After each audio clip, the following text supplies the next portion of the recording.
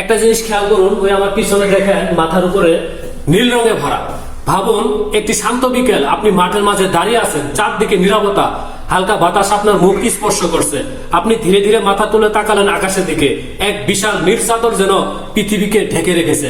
কিন্তু কখনো কি ভেবেছেন এই আকাশ কেন নীল, কেন লাল নয়, সবুজ নয় কিংবা বেগুনি নয়? এই প্রশ্নটি এতই সাধারণ, অথচ এর পিছনে লুকিয়ে আছে বিজ্ঞানের এক অসাধারণ রহস্য, যা জানলে আপনি পৃথিবীকে নতুন ভাবে ভাবতে শুরু করবেন। আজকের এই ভিডিওতে আমরা জানবো আকাশ কেন নীল, সূর্যের আলো কিভাবে কাজ করে, এমনকি কেন সূর্যাস্তের সময় আকাশ লাল হয়ে যায়। চলুন শুরু করি এই বিস্ময়কর যাত্রা।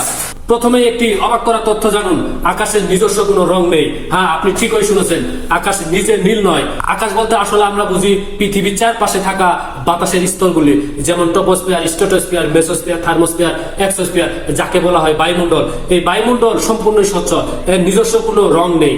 তাহলে প্রশ্ন হচ্ছে, যদি আকাশের নিজস্ব কোনো রং না থাকে, তাহলে আকাশ আমরা নীল দেখি কেন? এর উত্তর লুকিয়ে আছে সূর্যের আলোতে। আমরা সাধারণত মনে করি সূর্যের আলো সাদা, কিন্তু বাস্তবে সূর্যের আলো অনেকগুলো রঙের মিশ্রণ, যেমন বেগুনি, নীল, আকাশী, সবুজ, হলুদ, কমলা ও লাল। এগুলোকে একসাথে বলা হয় স্পেকট্রাম। অর্থাৎ সূর্যের আলো আসলে এই 7টি রঙের মিশ্রণ। কিন্তু এখন প্রশ্ন হচ্ছে, এই 7টি রঙের মধ্যে শুধু নীলটাই আমরা কেন দেখি?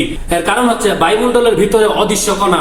পৃথিবীর বায়ুমণ্ডল শুধু বাতাস দিয়ে তৈরি নয়, এখানে রয়েছে অক্সিজেন, নাইট্রোজেন, ধূলিকণা, জলীয় বাষ্প, অণু ও পরমাণু।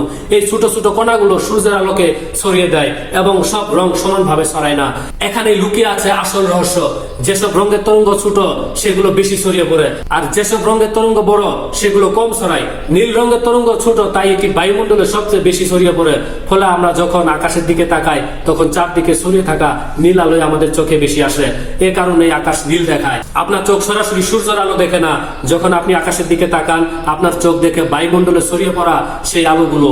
যেহেতু নীল আলো সবচেয়ে বেশি ছড়ায়, তাই আপনার চোখ নীল আলোটাই সবচেয়ে বেশি দেখতে পায়। এ কারণে পুরো আকাশ নীল দেখায়। উদাহরণস্বরূপ ধরুন, একটি ঘরে নীল ধোঁয়া ছড়িয়ে দেওয়া হলো, আপনি যেদিকেই তাকাবেন নীলই দেখবেন। ঠিক তেমনই বায়ুমণ্ডলের নীল আলো ছড়িয়ে থাকে।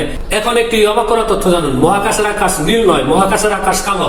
এর কারণ কি? কারণ সেখানে বায়ুমণ্ডল নেই। বায়ুমণ্ডল না থাকলে আলো ছড়ানোর জন্য কোনো কণা থাকে না, ফলে কোনো রং দেখা যায় না।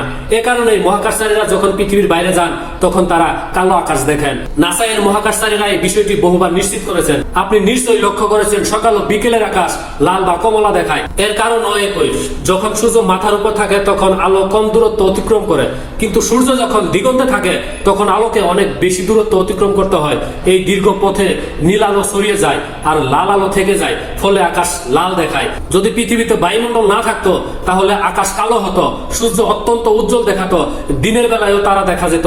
এটা ঠিক মহাকাশের মতো হতো।